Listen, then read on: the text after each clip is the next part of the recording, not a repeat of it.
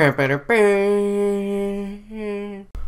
is up, YouTube? It's Josh. This is the Den of Nerds. This is a very special video, the first of its kind. Okay, I want to end up doing a ton of videos like this, and I'm going to call the series Behind the Curtain.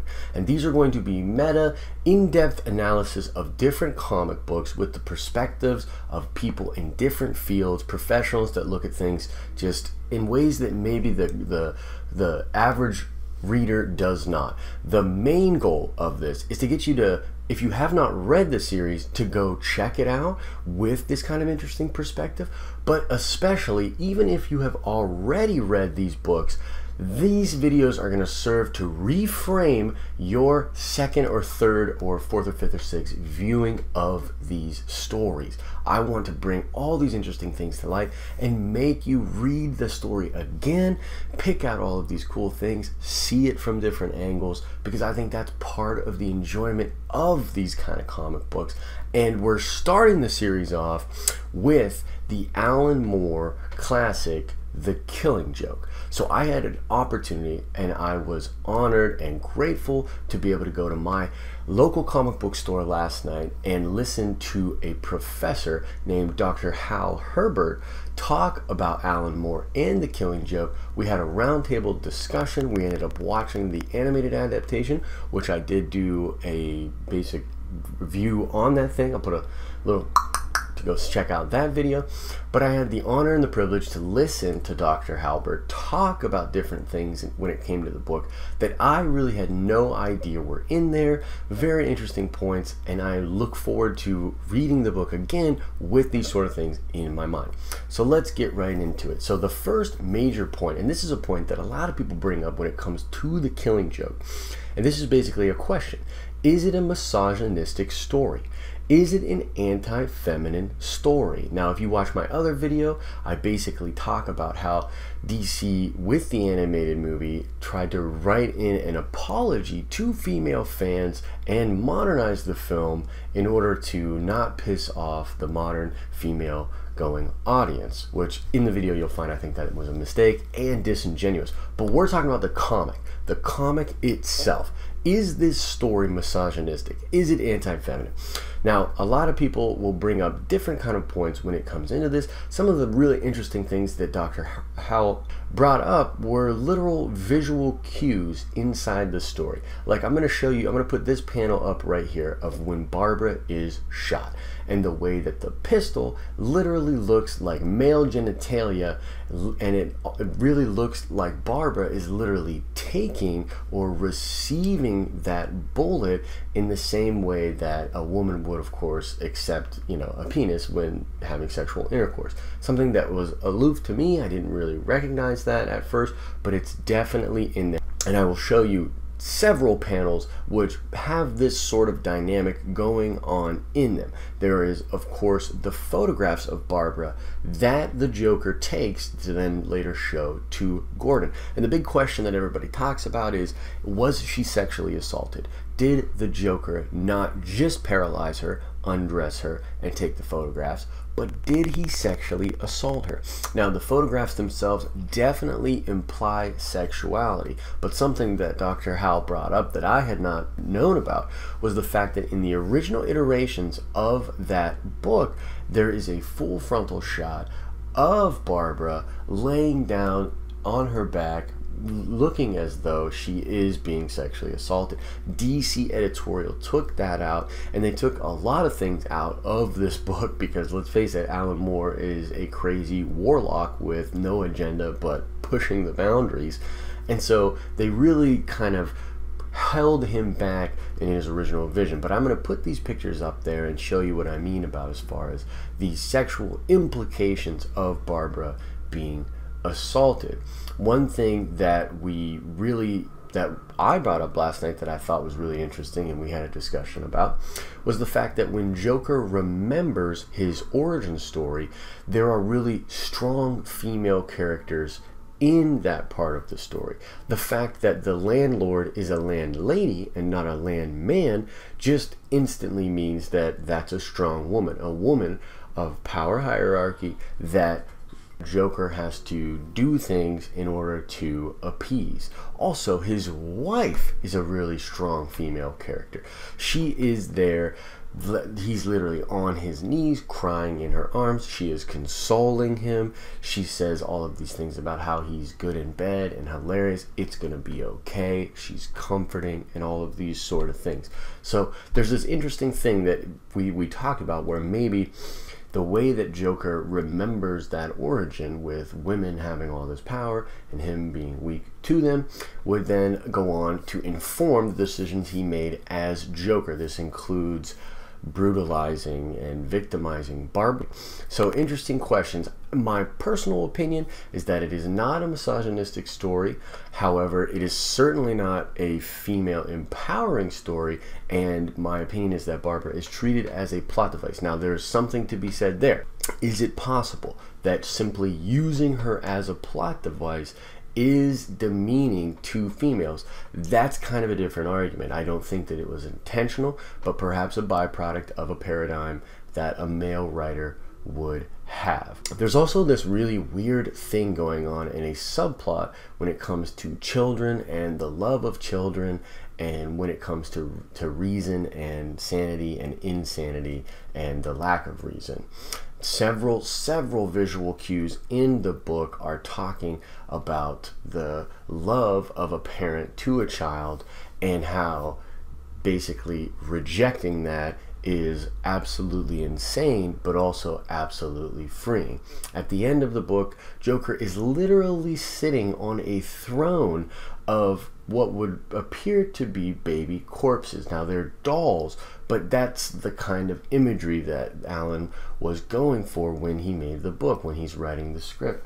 Of course, some of this could have been Brian Bolland just taking his own cues and doing this, but if you've ever read an Alan Moore script, and I've had the pleasure of reading them, he's very visually specific to a crazy degree. So there's this weird theme that the children and the lives of these babies is somehow tied into the idea of sanity and reason and nature. I mean, think about it. The only reason that Gordon cares that all these naked pictures are there, other than the fact that it's grotesque and wrong, is that it is his daughter, his flesh and blood. Something else that was really interesting is in the story, Joker's wife is pregnant. However, it is not said after she dies that the baby died as well. The Joker is not mourning the death of the baby. The police do not tell the Joker that the child died. The child is not treated with any sort of moral status or character status. The wife, being pregnant, is, but it's never brought up that the child is also a part of the loss. So just an interesting kind of little tidbit there, something to keep in mind when you're looking at it. And there are visual cues, including the little children-like people that are emasculating Gordon at the end of the Killing Joke. Maybe a metaphor there, right? Like the love of your child emasculating you, sort of thing. Very interesting subtext. Now, as far as reason and crazy goes, the whole book is about the lunacy of reason and the lunacy of craziness, which is kind of interesting to contemplate. I mean, think about this. The entire book starts with two men in an insane asylum. Now, they're both crazy, but Batman is there to visit the Joker. But he's not in there, but he is absolutely crazy. This is something that is played around with multiple authors, and Moore does not shy away from it at all in this book. The Joker, at the end of the book, literally calls Batman out for being just as crazy as he is, for dressing up as a bat. It's worth noting that the Joker is basically talking about this rejection of reason, of logic, and all these sort of things, and he's truly evil, trying to make a point. However, what he talks about at various points in the book is so relatable to anybody who has a reason or logically thinking mind, that in ways you cannot help but agree, at least partially, with some of the things that he is saying. So Alan is doing this really great thing where he's trying to basically say that we are all crazy, and even if we reject craziness and go to logic the way that Batman does, the way that reason does, that is still crazy. Okay, so I find that point really, really interesting. The book kind of circles back to those kind of themes and ideas. One thing that is not in the movie but is in the book is when the Joker goes to take off Batman's mask, and Batman is freaked out by this and says like, no, no, don't. And that's the one thing that really affects him, and his identity as the Batman, which is once again crazy as hell, is like the reason and logical part of the story. I find it very interesting that Batman at the beginning of the book is talking to Joker about inevitability. He's talking about their inevitable end, the outcome that he sees, which is an incredibly like logical way to look at things, right? However, at the end of the book, it's heavily implied, and in the movie as well, that Batman does accept the inevitability and kills the Joker. And the theme, the big theme at the end is, and Joker even asks this of Batman, he says, look, what does it matter if you send me back to the asylum if it doesn't matter to me? I keep getting out, I keep killing all of these people. You could have just killed me a long time ago. Now, he doesn't actually say this verbatim, but it is basically brought up that you could have killed the Joker a long time ago and saved countless lives, and instead, by grandstanding on the idea of justice, you have in the utilitarian sense caused much, much more damage. Very interesting themes. Now, in the timeline for this, you have to keep in mind too, as Dr. Hal pointed out, Alan was just coming off of Watchmen, which is like a masterpiece deconstruction of all of these archetypes that are in comic books. So Alan is famous for saying that like you really can't take these things serious, these comic books serious, when working within the archetypes. So the only way to make it serious and to have it really be impactful is to break it down or deconstruct it. So the Killing Joke is right in a vein with that, and even has visual cues to Watchmen. It is a deconstruction of like what makes Batman Batman. He relies heavily on logic, reason, and fear. The Joker also relies on fear, but he basically has formed an ideology of chaos, of madness, of lunacy, and the idea that everything's funny, much like the comedian from Watchmen. So that's something that you should definitely take into account. I mean, it starts with two guys in an insane asylum talking about inevitability. The Killing Joke itself is the ending, which ties it all together. You see Batman laugh for the first time, and you have basically, I think the question that Alan is asking us is, who is crazier in this circumstance, Batman or the Joker? So that's an interesting thing you might have been aware of, but hopefully we'll reframe it for a second and third viewing. Now, speaking of jokes, Alan Moore's blatant humor is another aspect of the book that escaped me the first couple times that I read it. Dr. Hal pointed out some things that were just absolutely hilarious. One example of this is the scene with Barbara and Gordon when he is doing the scrapbooking. Now, a couple different really funny things happen here. Barbara says to him that he found the old Catwoman scrapbook that he was working on, and it was behind the wardrobe. And it's like, wait a minute, what was Gordon doing with the Catwoman scrapbook near his wardrobe? I mean, you can use your imagination. There's also when he is putting the goop on there, and this is one thing I'll say for the movie, is that they do a good job of visually telling you these things without like making it too overt, because there's that squishy sound that's going in and the gloob and everything like that, and super sexualized and all that sort of stuff.